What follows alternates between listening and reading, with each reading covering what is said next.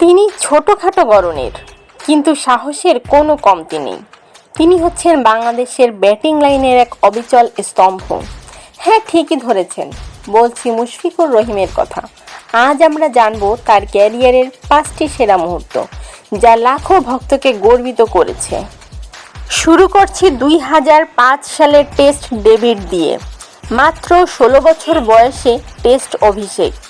বাংলাদেশের ইতিহাসে এমন সাহসী সিদ্ধান্ত খুব কমই দেখা গেছে। মুশফিক তখন থেকেই প্রমাণ করেছিলেন তিনি দীর্ঘ পথ পাড়ি দিতে এসেছেন।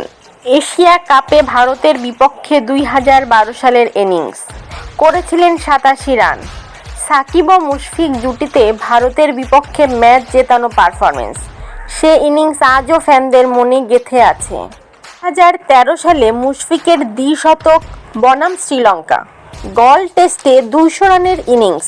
মুশফিক প্রথম বাংলাদেশি ব্যাটসম্যান যিনি দ্বিশতক করেন, সেটা আবার বিদেশের মাটিতে।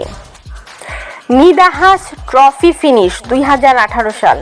ভারতের বিপক্ষে নিদাহাস ট্রফিতে শেষ ওভারে মুশফিক যেভাবে ফিনিশ করেছিলেন, নাগিন ড্যান্স দিয়েছিলেন।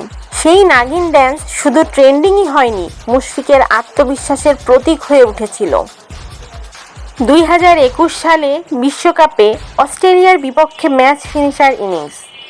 মুশফিকের বিশেষত্ব এই যে সবাই যখন চাপে থাকে তখন তিনিই হাল ধরেন।